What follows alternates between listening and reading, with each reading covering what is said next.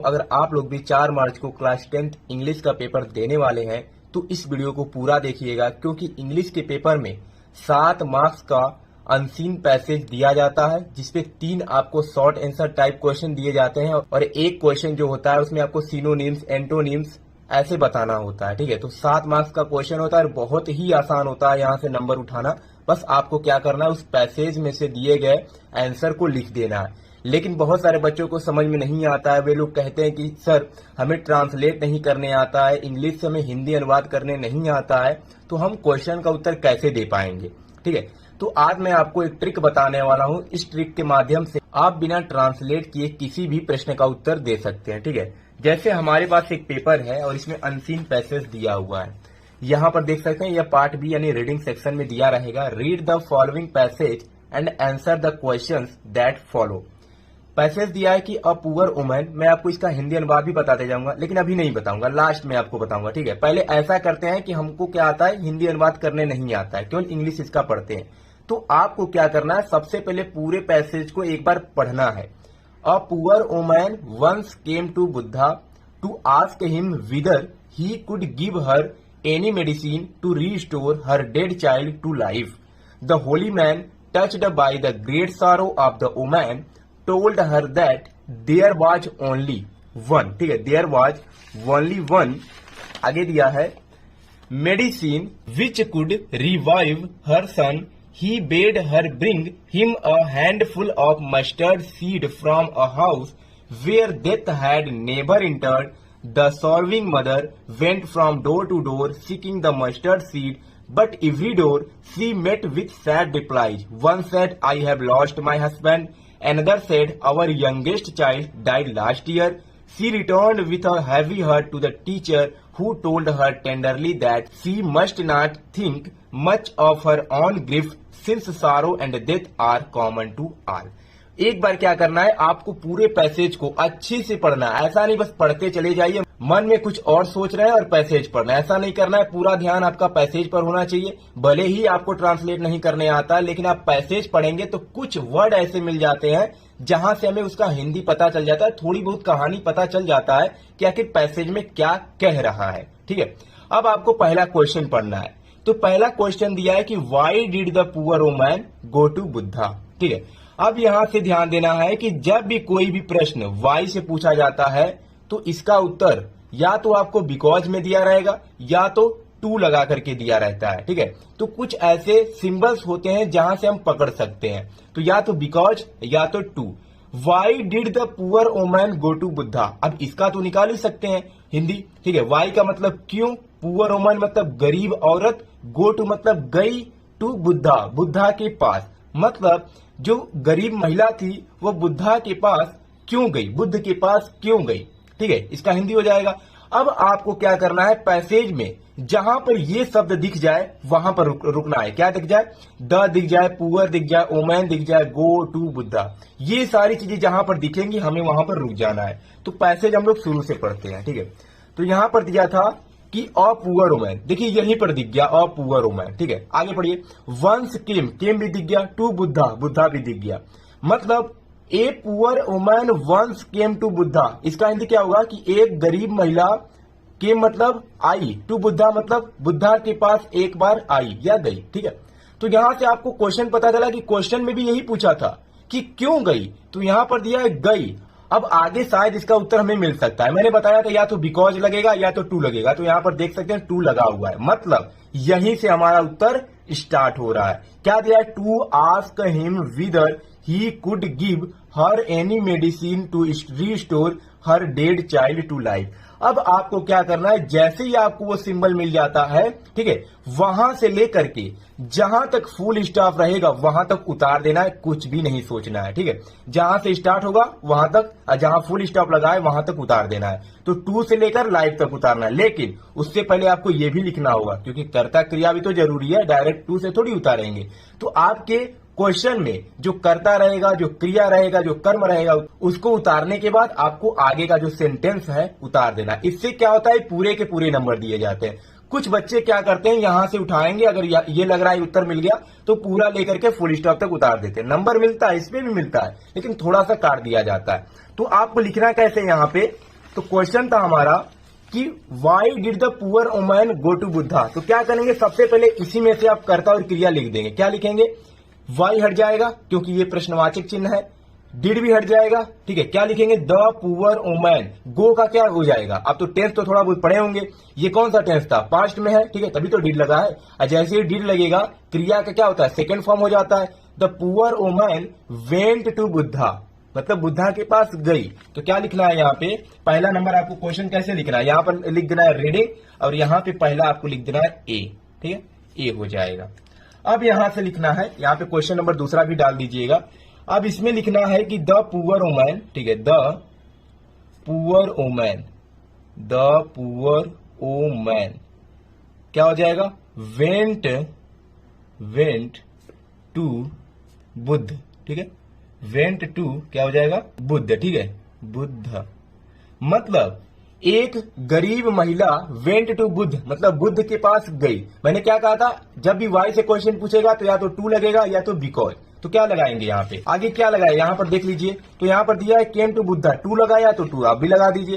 केम to मतलब went to Buddha to ask, ठीक है, टू आस्क। अब इसके आगे जितना वर्ड दिया है उतार दो। क्या दिया, to ask him whether he could give, to ask him whether, ठीक है, him whether, WHETHER, whether he could, ठीक है, ही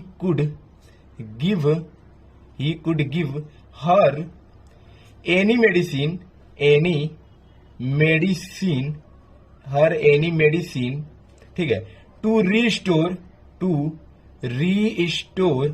हर डेड चाइल्ड, ठीक है, her dead child to life, ठीक है। जहां तक फुल स्टॉप हो आपको उतार देना है। तो अगर आप ऐसे लिख देते हैं क्वेश्चन का उत्तर तो आपको पूरे के पूरे अंक मिल जाएंगे, यानी 2 अंक आपको दे दिया जाएगा, 1 नंबर भी आपका नहीं काटा जाएगा, ठीक है। तो यही ट्रिक आपको अपनाना है। जब भी वाई से क्वेश्चन पूछेगा तो सबसे पहले उसमें का कर्ता और क्रिया लिख देना है, और पैसेज में जाकर देखना है कि बिकॉज कहां पे या टू कहां पे है। जहां पे वो चीजें लगी रहेंगी उसके आगे कहां तक उतारना है, जहां तक फुल स्टॉप हो वहां तक आपको उतार देना है। अब दूसरा क्वेश्चन पूछा है कि what did the holy man tell her. What मतलब क्या, द होली मतलब हमें पता है पवित्र होता है, ठीक है, छोटी छोटी मीनिंग तो हमें पता ही होता है। मैन मतलब आदमी होता है, टेल मतलब कहता है, हर मतलब उससे, यानी जो औरत है। मतलब होली मैन पवित्र आदमी उससे क्या कहता है या क्या कहता था, ठीक है, जो पवित्र आदमी था उससे क्या कहा उससे। अब आपको क्या करना है, पैसेज में ढूंढना है कि कहां पर होली मैन, टेल, हर, ये सब चीजें दी हुई हैं। तो फिर से चलिए पैसेज में देखते हैं कहां पर दिया हुआ है। तो अब यहां तक तो हो गया, अब इसके आगे ही दिया होगा। तो देखो द होली मैन यहीं पर हमें मिल गया, चलो यहां पर मिल गया, कर्ता तो हमें मिल गया। The holy man touched by the great sorrow of the woman told her that. अब देखिए जो ये चीजें दी गई है ये हमारे काम की नहीं है, क्योंकि हमें पता है कर्ता के बाद क्रिया आनी चाहिए, और क्रिया क्या था, टेल था। तो टेल का क्या हो जाएगा, टोल्ड हो जाएगा। हमें ये भी पता है क्योंकि पास्ट में है तो सेकेंड फॉर्म लगेगा। तो क्या हो जाएगा, द होली मैन टोल्ड हर। इसको हटा दो क्योंकि हमारे काम का चीज नहीं है, क्योंकि हमें पता है कि कर्ता के बाद क्रिया आएगा। तो हो जाएगा the holy man told her that there was only one medicine, ठीक है, विच कुड रिवाइव हर सन। जहां तक फुल स्टॉप हो अब उतार दो, ठीक है। हमें क्या करना था, कर्ता खोजना था, क्रिया खोजना था, ठीक है, क्योंकि क्या दिया था हमारे क्वेश्चन में, दिया था ना कि the holy man tell her. तो हमको कर्ता द होली मैन भी मिल गया और क्रिया का सेकंड फॉर्म भी मिल गया टोल्ड। तो वह इसके आगे जो भी दिया हो सब उतार दो। तो इसके आगे जो कुछ दिया हो आपको केवल उतार देना है। तो जहां तक फुल स्टॉप हो वहां तक उतार दो। कहां तक उतारना है, जहां तक फुल स्टॉप होना चाहिए। तो हमें क्या लिखना है यहाँ पर, the holy man told her that, ठीक है, the holy man told her that. तो यहां पर आपको क्या डाल देना है, बी नंबर का क्वेश्चन, ठीक है। तो यहां पर लिखना है द होली मैन, ठीक है, the holy man told her that there was only, ठीक है, देयर वाज ओनली वन, आगे क्या दिया, there was only one medicine which could revive her son. Medicine which could revive revive, इसका हिंदी अनुवाद मैं आपको लास्ट में बताऊंगा, ठीक है। रिवाइव हर सन, ये हो गया क्वेश्चन नंबर दूसरे का उत्तर। आपको 2 नंबर आसानी से मिल जाएगा, ठीक है। ऐसे ही लिखना है। अब बहुत सारे बच्चे क्या करेंगे कि ये जो बीच में दिया हुआ है इसको भी उतार करके चले आएंगे। कौन सा? यहाँ पर जो दिया है कि touched by the great sorrow of the woman, जो कि इसमें इसका कोई मतलब नहीं है, ठीक है, क्योंकि हमें पता है कर्ता के बाद क्रिया चाहिए, तो कर्ता के बाद यहाँ पे टोल्ड दिया था, तो इसकी आगे की चीजें उतारनी है, न कि बीच वाले में जो दिया है वो सब हमें नहीं उतारना है। उतारेंगे तो मिलेगा नंबर, बस 2 की जगह क्या हो जाएगा, 1 नंबर दे सकते हैं, और अगर ऐसे लिख देते हैं तो 2 में 2 आपको दिया जाएगा, ठीक है। तीसरा क्वेश्चन पूछा है इसमें कि what were the sad replies that people gave her, मतलब सैड रिप्लाई, सैड का मतलब दुखी पूर्वक, रिप्लाई मतलब उत्तर, दैट पीपुल मतलब दैट माने वह होता है, पीपुल मतलब लोग, गेव मतलब दिए, हर माने उसको। मतलब इसका हिंदी क्या होगा, देखिए बहुत ज्यादा कठिन नहीं देगा, 10th लेवल का है ना इंग्लिश, बहुत ज्यादा कठिन नहीं देता। इंटर में थोड़ा कठिन कर देता है अनसीन पैसेज, लेकिन 10th लेवल पे आपको छोटे छोटे मीनिंग्स दिए रहेंगे जिसका हिंदी अनुवाद आप कर सकते हैं, ठीक है। क्वेश्चन ऐसा ही देता है कि क्वेश्चन का ही हिंदी आप नहीं निकाल पाएंगे, तो इसमें तो सभी का मीनिंग पता है, तो इसका हिंदी क्या होगा कि उसने, ठीक है, उसको दुखी लोगों के द्वारा क्या उत्तर दिया गया, ठीक है। क्या मतलब हमसे क्या पूछा है, क्या उत्तर दिया गया, ठीक है। पैसेज में पढ़ते हैं कि क्या उत्तर दिया गया था, तो यहां तक तो हो गया हमारा। He bade her bring him a handful of mustard seed from a house where death had never entered, the serving mother went from door to door seeking the mustard seed, but every door she met with sad reply. मिल गया हमारा यहाँ पे उत्तर। हमें क्या खोजना है, तो हमें वही खोजना है जो क्वेश्चन में वर्ड दिए गए हैं। तो वर्ड क्या दिया है, सैड रिप्लाईज, हमारे क्वेश्चन में यूज हुआ है, तो यहाँ पर मिल गया सैड रिप्लाईज। अब आगे क्या दिया है कि she met with sad replies, one said I have lost my husband, another said our youngest child died last year. अब क्वेश्चन क्या पूछा था कि लोगों के द्वारा उसे क्या उत्तर दिया गया, तो देखो मतलब she met with sad reply, उसे उत्तर दिया गया, ठीक है। अपने से कुछ भी निकाल सकते हो, कोई भी, जरूरी नहीं है कि आपका हिंदी अनुवाद सही ही होगा, लेकिन कुछ हद तक तो सही रहता है। उसने सैड रिप्लाईज, दुखी उत्तर, मेट मतलब मिला, मतलब उसे दुखी उत्तर मिला। वन सेड, एक ने कहा आई हैव, मेरे पास है, अपने से निकालिए जो आपको आता है, मेरे पास है। लॉस्ट मतलब खोना, खोना होता है। माई हस्बैंड, हस्बैंड मतलब पति, मतलब मैंने मेरे पति को, लॉस्ट मतलब खोया है, हाँ मैंने अपने पति को खोया है, ठीक है, ये हो जाएगा। फिर अनदर सेड, फिर दूसरे ने कहा कि our youngest child died last year, मतलब इसमें भी किसी की मृत्यु की ही बात किया जा रहा है। तो ये सब क्या दे रहे हैं, उत्तर ही तो दे रहे हैं, तो आपको क्या लिखना है इसमें।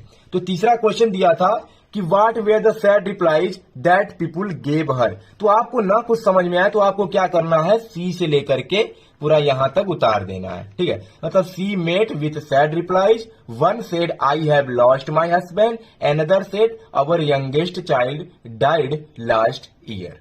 इतना लिख देते हैं तो आपको 2 में 2 अंक मिल जाएगा। आपको इसमें बहुत कुछ करना नहीं है, ठीक है, बस खोजना है जो क्वेश्चन में वर्ड उपयोग हुए हैं उनको पैसेज में खोजना है, कहां पर दिया है, थोड़ा सा बस दिमाग लगाएंगे, कौन कौन सा जो इसमें वर्ड दिए गए हैं वो हमारे उत्तर में लिखे जा सकते हैं, बस उनको आपको पकड़ना है।